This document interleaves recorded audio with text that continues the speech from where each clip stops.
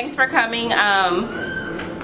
We have, it's so much going on, but we're just, I guess I want to say, like, just so happy and full that we have a room full of beautiful women from every walks of life. We have a vet, we have entrepreneurs, we have teachers, you know, and that's what Social Chics, that's what we stand for. We are every woman. And I want to thank you guys too. If anybody knows me, they know I'm a crybaby. And I want to tell everybody thank you so much for supporting us. And it's so hard as black women for us to stick together. It's just beautiful to me to see all of y'all here. So I just want to thank you guys. So just a bit about us, how it started. You know, I came up with an idea out of frustration because of how the world sees us. You know, through reality shows, social media. Like, social media is such a big thing now. And everybody assumes, not everybody assumes that it's real. Yeah. Everything is real that they see, but it was just out of frustration. I keep going. You know, it's something that we can talk about. We can talk about sex, we can talk about 401k, and we can talk about God. We can talk about everything, and we don't have to be judged. And we don't have to be put in to one box. Right. If you want to talk about this more than others. You know, I came up with it a couple of years back. Me and Kiki, we were talking when I lived in Florida about something just to do to bring women together. And when I moved back from Florida, we came up with this idea. It first started out as Michelle, you know, my friend, she has a online radio show already. And so I told her about what I wanted to do, and she said that she would help us with it. And Kiki talked so much about yada.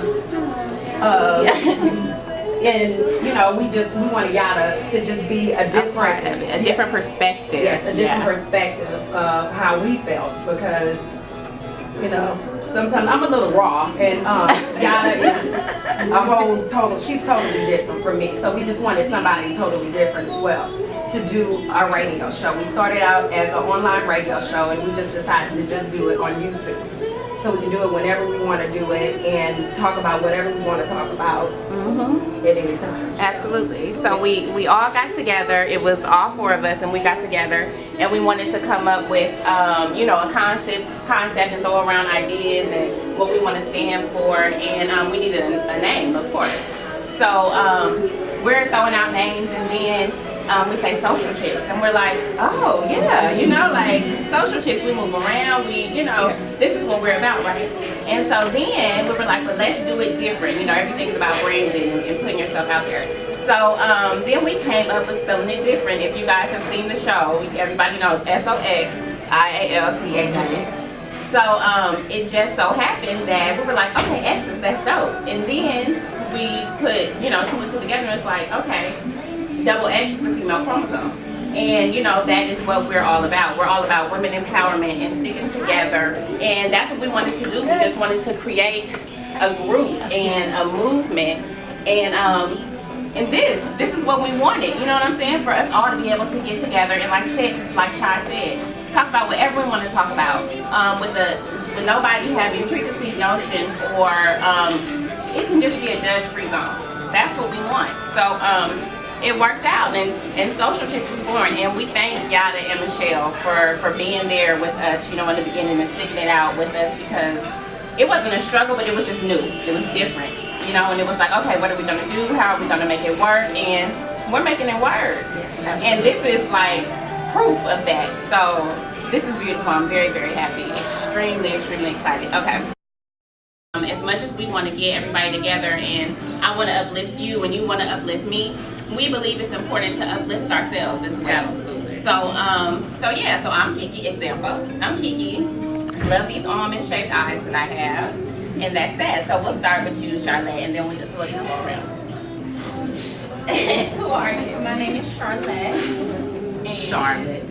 It's for Charlotte. And I love my everything. And that's what you're supposed to do. My name is Carolyn, and I'm embracing and loving my new chop. I know that's right. My name is Amira, and I love my lips, and it took me 30 years to do that, so I love them. Hi, I'm Janelle, and I love my hair. Thank you. I'm in love with it. Hi, I'm Ashley Crawford, and I love my butt.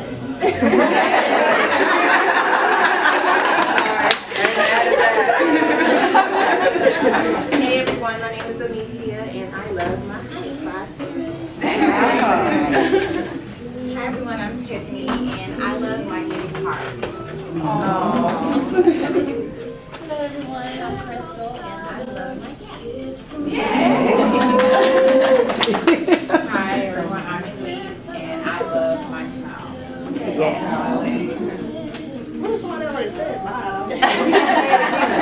My name is Michelle Evans, and I love my lips and my height and everything, my freedom of everything. So, there you go.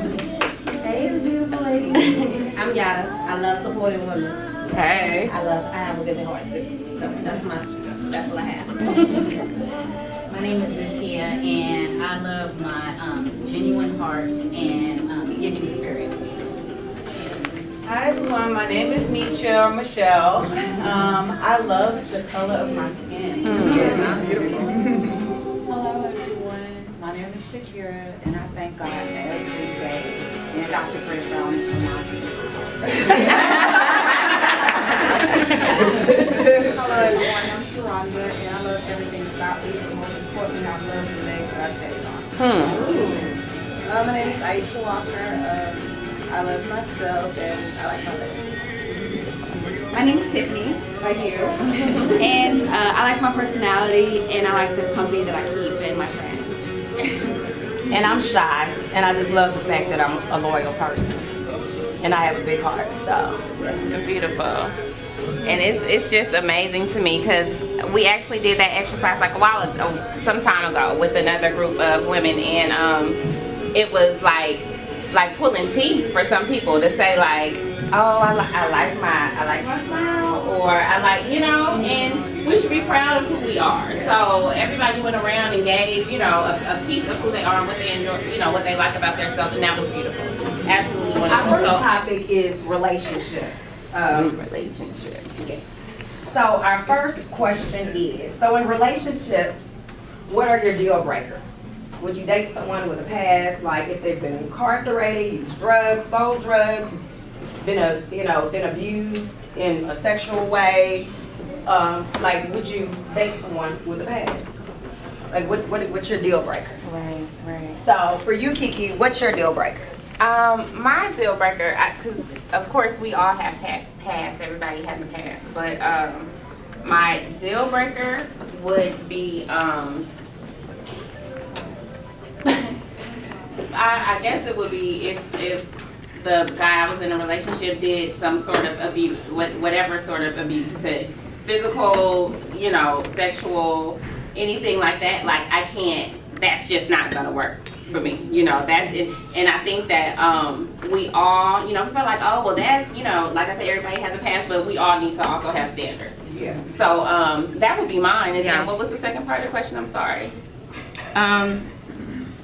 Would you date someone with a past? You answered. Okay, yeah, and I would. I mean, because I have a past. I'm not squeaky clean, but we've all lived. So what about you? What's my deal breakers? And with a past, like she said, everybody has a past, and so I'm okay with that. The only thing that I'm not okay with is a man that has like a bisexual man or something like that. I don't want that. Yeah.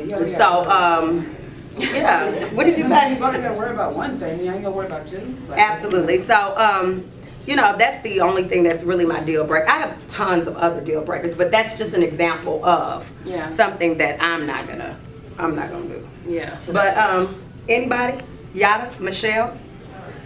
My difference is probably essentially the same. We all have passed over, just moving forward, like abuse. Yeah, like, especially Yeah, I'm not with that either. if you still wants this said person. It really depends on how the person deals with his past. If it's just so steady, like he can't let go, and I can't have that in abuse of any nature. And depending on the type of incarceration, if you've been incarcerated, because it just, you know. What kind of felony? What kind of felony it is, you know, and if it's something, because I don't know, because at the end of the day, I don't want to say if it's something to help him live better, because I want someone that's been raised good, and if he's been incarcerated was by mistake or accident, maybe just the wrong crowd type thing, nothing where he's out committing a crime or anything at that level, because I want someone with a good head on their shoulders, and so it's kind of, I don't know, I would have to guess, I don't know, depending on what he was doing today, you know.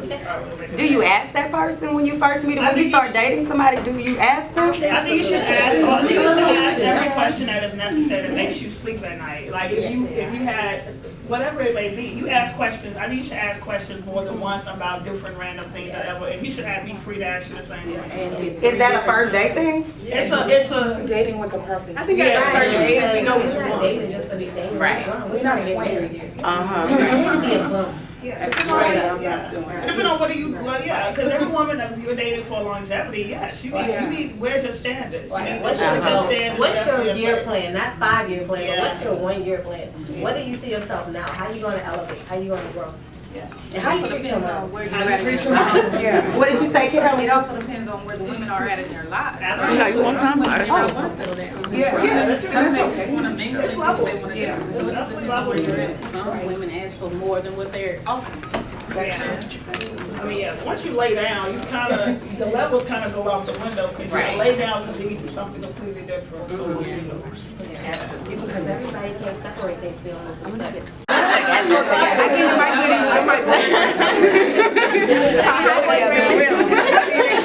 We go together now.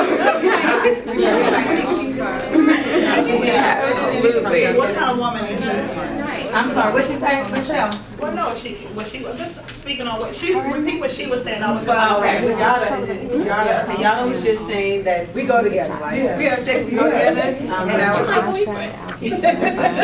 I was just saying that regardless of how we think we can separate the two, we cannot. You may think you're doing it, but your soul is still tied to that person. Whether he was a one-night stand or y'all was 2 years in and y'all still don't go together. You're still tied to that person emotionally, whether you want to admit it or not.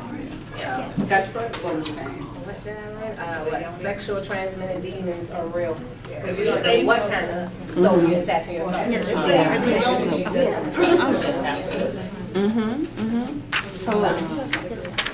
All right, so next question, still in the category of relationships. I like this one. Still in the category of relationships. So, is there a timeline to sleep with someone? Call them your boyfriend.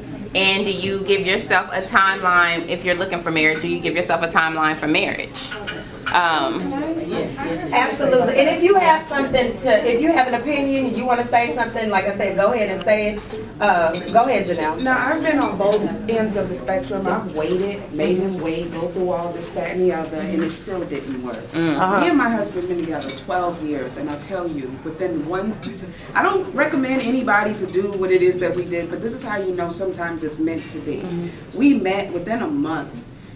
We were living together and together. Like, he was depositing his check into my account. He saw me, knew what he wanted, prayed for it. And in his mind, God told him, you are it. And it's been 12 years. He's raised my kids. He's done he's gotten me out of a bad situation. You know, because at the time we were going through some things. So I really think it depends on where two people are in their life. Because, you know, before that, he was a whore, but now he's not, you know what I'm saying? But my point is, you know, it just depends. It depends, It just depends. But like I said, I don't recommend anybody do it that way. It just happened to work for us. So I don't think there's a timeline with sleeping with someone. I think that for me, and this is just me, it's like, I think you should do what you, be quiet, sure. I just think like, it's up to you, and like how you feel and what you want to do. Be frank here. Absolutely. Okay. With my husband now, on our third date, we got together. We've been together 10 years. We've been married 3 years. So I mean, I had already said to him, "You're going to be my husband," point blank. And it was just like, he's never been married. I had been married for 15 years prior to him. I had time to to rethink things and give my children, which I have 4 children, to understand that this is somebody that I want to be with, because it's hard when you bring children also into a relationship. And I had to make sure that this guy was suitable to be around my children. Right. And like how you say you look at the past, I do checks. I did a check on him, on his past. When I was his friend, I also got to know his family, what's his personality, how he was around his parents. My husband lost both of his parents to cancer. Wow. I have cancer. And so knowing his background, I didn't have cancer then, knowing his background and now how we are in a relationship, it was hard for him to deal with me because he lost both his parents to that. But now I see, because he took care of his mom. He is not the only child. He has 2 other sisters, and he was the one that took care of his mom. So I knew that he was going to be a loving man. So yeah, I mean, it can happen. There's no timeline. Yes, this was my first time ever doing this, like 3 days. I mean, wow. You know, some people will say, okay, but I didn't care because I had it in my head. I knew him, we were friends, and that's just something that just happened. And we've been together ever since. Yeah. That's dope. So, I'm sorry. have y'all seen like Facebook posts how everyone always posts like the little bitty ring of the picture, and you're like, does the ring size matter, like when you get married and stuff? I personally feel like it matters. I feel like a lot of people, they're like, well, it's not about the ring, it's not about the size, like it's about the love that we have and everything else. Then some people compare it to like, well, would you rather have a bigger house or you'd rather have a big ring? And I'm like, why can't we have both? Like, why can't we have a nice ring and a nice house? Why is it that we have to pick and choose or lower our standards for? And I feel like also that a ring represents the man as well. I feel like this is also a reason for our relationship. You give this little ring, you know, it's cheap or whatever. I feel like they should spend time, they should invest into it to buy you a nice ring. So my question is, do y'all really feel the ring is important, or it doesn't matter to y'all? Yes, it does. It matters. And I say that because with my husband's process, he wasn't working. And he said he wants to marry me. He got to a point where he said, I want to marry you, but I want to be at a certain point where I can afford to get you the ring that will justify my love to you.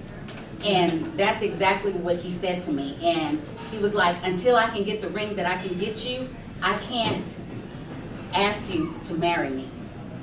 And when we went to the jewelry store, I didn't even know. We were just going in there because I was like, he's not going to get a ring. He said, what ring would you want in here?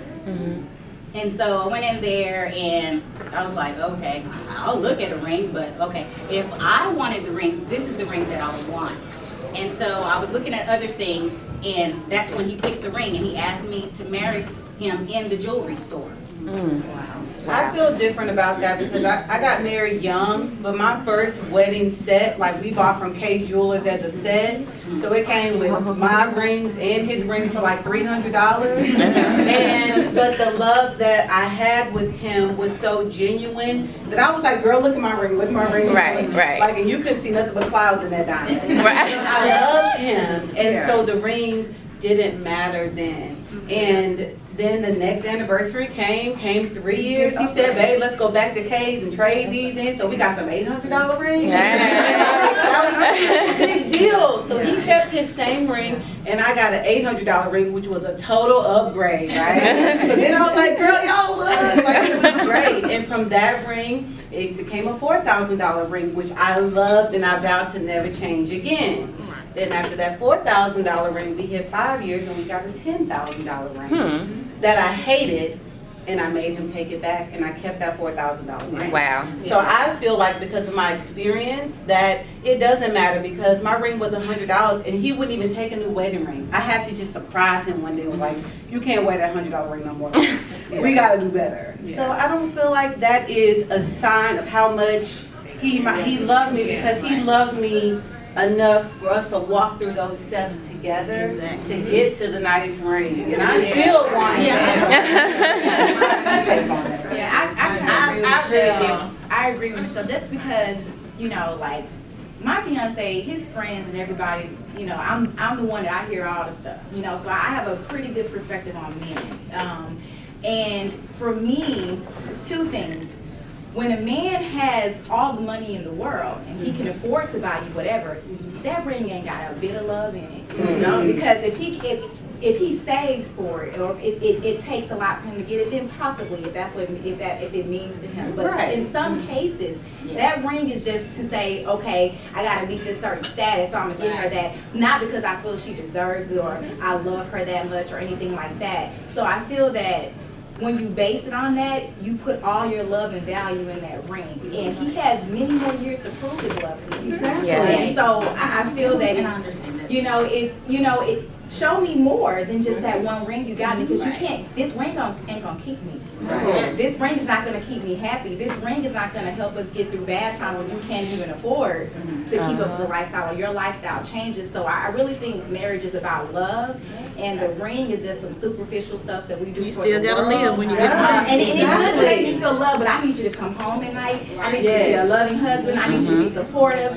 I need you to, you know, have my back. I need all of that, and this ring is just like makeup to me. You know what I'm saying? It comes off. Yeah. And you can lose it. You can lose it. You can lose it. So I mean, I really, you know, not to, you know, say that however somebody else feels, but I feel like love is so much important in having a real man to like step up, get in there and do what they're supposed to do. It's like that ring is like, it's cool, you know. Yeah. And I want to go but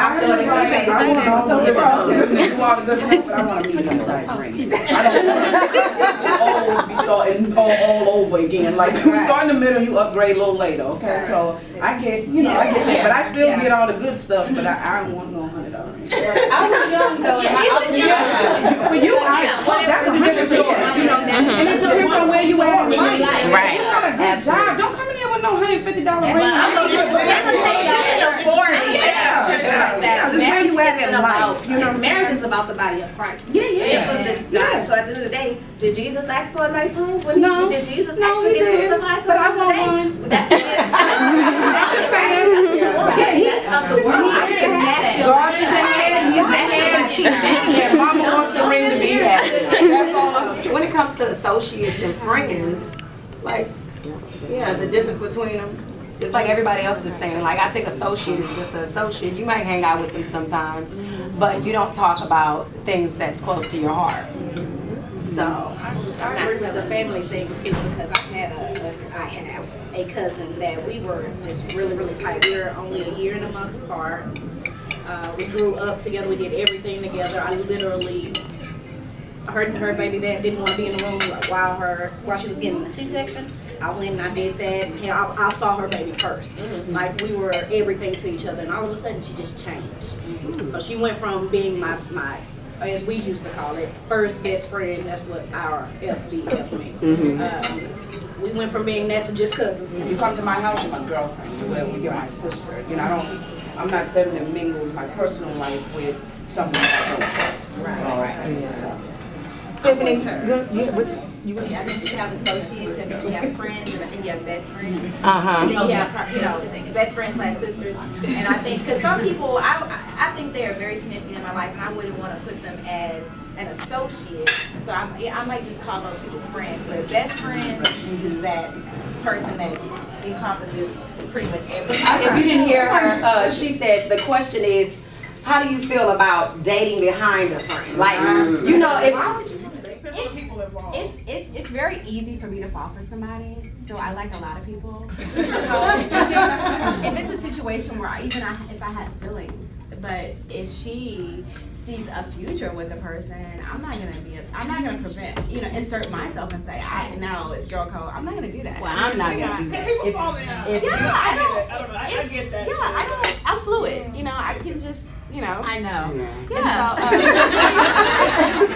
To me, it's whatever I say it is. So if I say I liked him and I want to keep him in my prospect pool, and that's what I want, because everybody got a couple of people that would say, okay, if I had to dip back, I would. So if I want to keep that amongst myself, now he can date any other women, he just can't can't date my friend. Right. Because if you date my friend, then you are no longer a prospect. You are no longer it's done. So I feel as a friend, let you get your own. Even if you went on, if I tell you I went on one day, I liked him a lot, and I don't want you to talk to him. Do you think that adults can be bullied, kind of like about the trolling? Yes. Absolutely. Have you ever been bullied? Have you ever been bullied as a child or as an adult or by another woman? Just tell us your story. Yeah.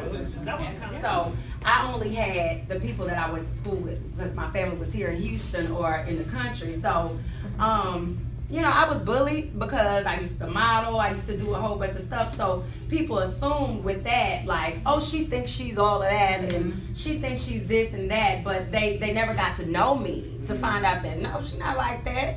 Yes, I've been bullied as an adult by adult women.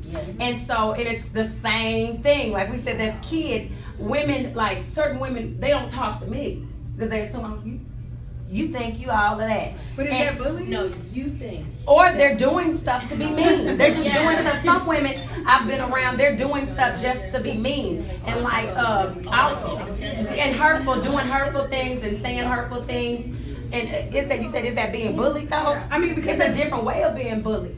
But my question is, if a grown up, another woman, you know, you get that look from a woman when they're kind of sizing you up. Yeah. And they're thinking one thing, like you said, guys may even assume that you like certain standards or you want certain things. Is that necessarily bullying because you're confident in yourself? Do you have to take it as a bully for them or look at them and feel sorry for them because maybe they don't think they're all that, you know, as opposed to them necessarily bullying you? I don't necessarily think of that when somebody judges me or thinks I'm headstrong or whatever. I'm like, well, I'm sorry you don't. I'm sorry you don't think that about yourself. Also stereotypes within families too, because I'm African, and so it's a stereotype that I should, you know, have all this money. I should be a doctor, or I should be somebody that is like up there. And well, the good thing is that my parents believed in do what makes you happy. But I have other family members that say, oh, well, you have all these degrees. What are you doing to prove for the degree? You know, and things like that. And sometimes it can hurt. But with the confidence that I have, it doesn't bother me. But it's there. It's out there. Depending on what social status you grew up in, they expect you to be a certain way. Like you were saying that your family wanted you to be a doctor. If that's not what you want to be, you know, they shouldn't downplay you or look at you different because you chose a different path. How do you grow and improve your spiritual connection with God? Read the word. I just told him, like, on my way here, I was like, I cannot find this place. Jesus, please help me. I just talked to him like I would talk to my friend, you know, because he is my friend. So that's how I do it. Yes. And so I heard somebody say, read the Bible. That's just how. For me, I need to read the Bible, and then I like to go, you know, maybe the church or Bible study, so I they can get can interpret it clarification. for me. Yeah. I do confessions. Like, all right, well, I had one point maybe recently where I like kind of gave up on God and everything else because I was going through stuff, and I never thought that would happen to me. Like sometimes you'll get so, you know, you start your own business. It's like it takes a whole lot of faith to trust God, and so when stuff is not going your way, sometimes like you do question why. You know, you're like, why? Everyone's like, you can't ask God why, but you're like, no, I really need an answer. Like, you're gonna have to come down here and help me out of this situation because right now my trust and my belief and stuff wasn't there. So I think even when we're talking about friends and stuff that you have, when you can't pray for yourself, you need those friends to pray for you. So I made myself read confessions. Like I'm big on confessions, speaking into existence. I'm really, really big on that. So for me, I had the scriptures and stuff that I had when I wasn't praying and stuff. My family was praying for me. I mean, I'm pretty sure they pray for me all the time. But I had a confession book. I still have my confessions on my vision board. I have my confessions, but I kind of forced myself to say it. Even though at my heart, I probably really wasn't believing at the time. I was praying for God to put that back in me. Like, I want to believe again. I want to, you know, but it was just so much stuff that I was going through. But for me, I did confessions, and eventually things started turning around and looking up for me. But I fell off, because I grew up in church. Been there. I know right from wrong. I know the scriptures. I know, you know, everything. So it was just like, when stuff happened in your life, like, you just lose faith sometimes. Sometimes you lose faith. But to rebuild mine, I did do confessions, and I started praying more and everything else. Because God can't deny his word. So when you're confessing his word out loud, he has to act on it. So that, and I've been in situations where, like you said, you don't believe what you're saying, but you're speaking his word. Right. So when you speak his word, God has to move on that. And eventually it'll turn around for you. Because he's So not a guy that does not lie. Yeah, he's not a man that he should lie. So that's how he is. Have you ever heard the Spirit talk to you? Yes. Oh, yes. Now, not like. You didn't say Situations where I can hear something in the back of my head, and then I'll go do what I heard in the back of my head, and then it just turns out to be something phenomenal for my life. And I'm like, that was the Holy Spirit talking to me. That was my intuition. Like, that's God speaking to me, and I'm glad that I followed it, and I'm glad that I listened to it and did what what God was telling me. You just have to recognize it. You have to hear it. And that's one thing I'm trying to build on is trusting God's word and trusting my ear to hear God and my intuition and following up on it. I'm really working on that and believing in myself and believing in when I hear God speak to me. And it comes from maturity. Yeah. It comes from maturity. Also through like other people. You can be going through stuff and like people come out of they just start talking about stuff and they don't know really why. It's not like they know your situation, but it's like God answering whatever it is that you go. Cause that's how I've always. But the devil talks through other people too. Yeah. So you have to. Yeah, but I just not that the other people. If they tell you something negative, then no. Yeah, you know what I'm saying? But you might not think it's negative at the time, but it could be the devil talking through that person. You know, you just have to, like she said, you have to have discernment. Like you have to. What were your insecurities when you were younger, and how did you get over them?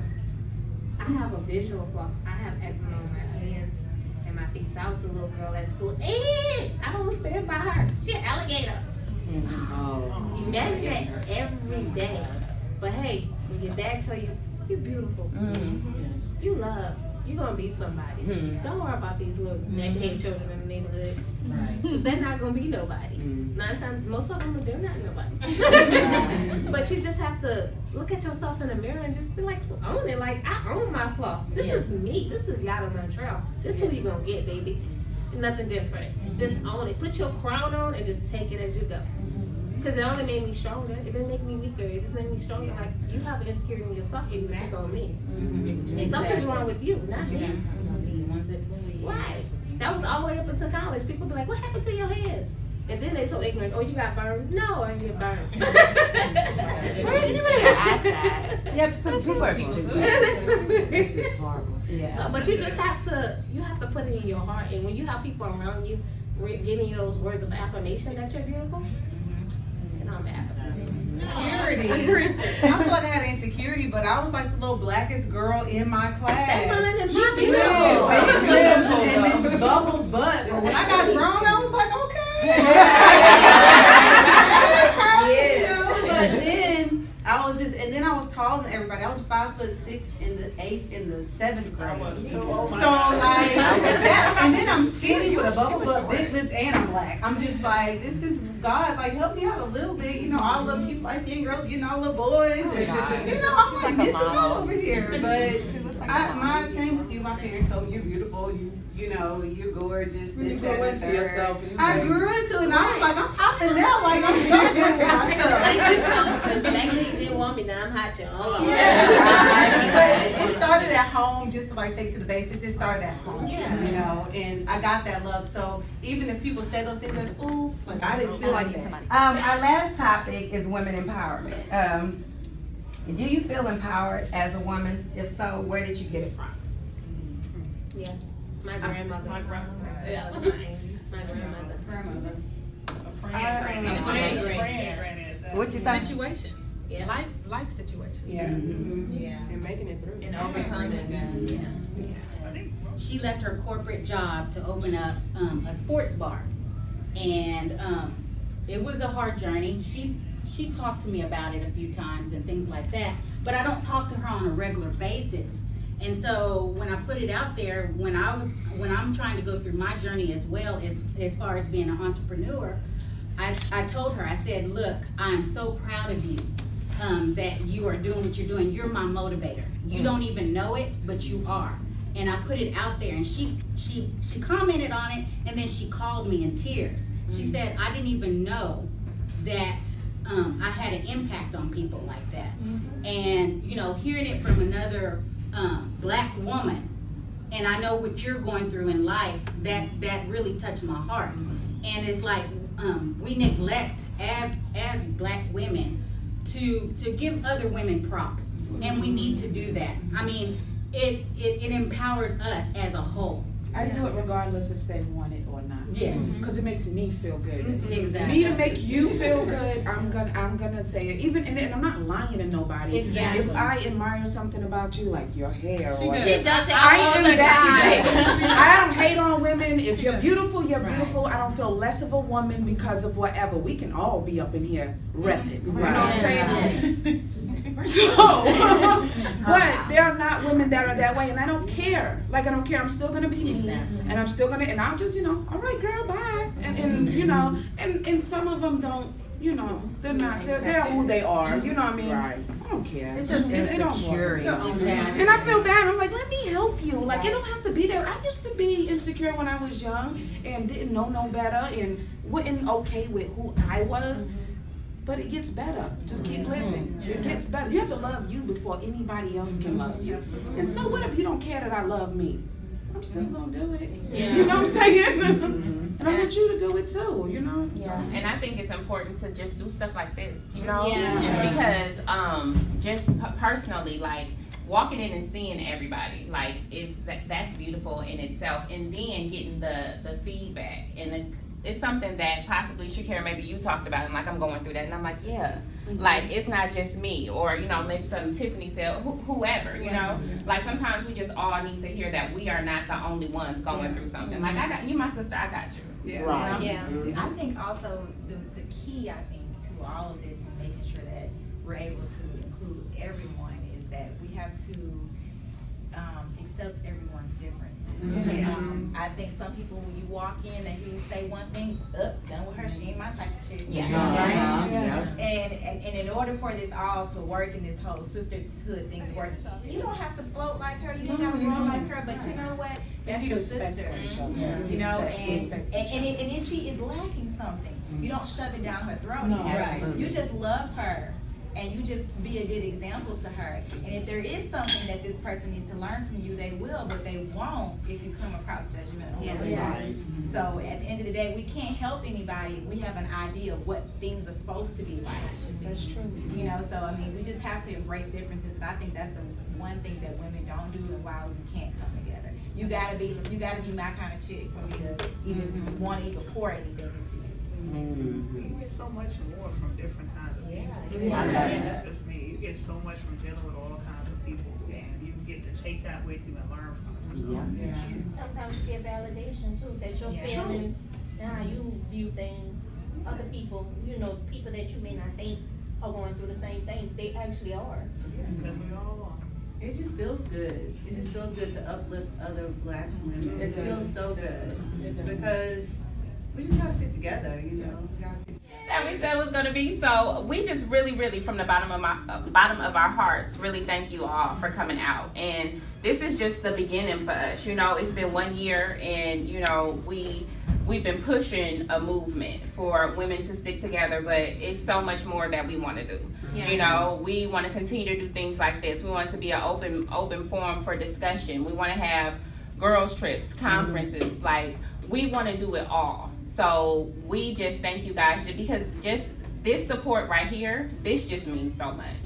So thank y'all for coming. I just wanted to say thank you to you two, first of all, and thank you to everybody. Literally every one of y'all said something that really touched me today, and whether it was about a relationship or religion or whatever, everybody literally did. So I really appreciate it. You want a hug, Sean? you know I need a hug right now. So we will be doing something like this again, just hanging out and eating and drinking and talking about whatever. And if you guys have any ideas of questions and stuff that you want us to discuss or things you want to discuss, let us know and we'll do that.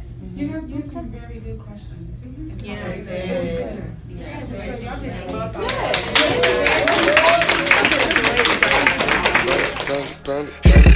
I get broads in Atlanta, chasing dope lean and shit, sipping fountain. Credit cards in the scammers.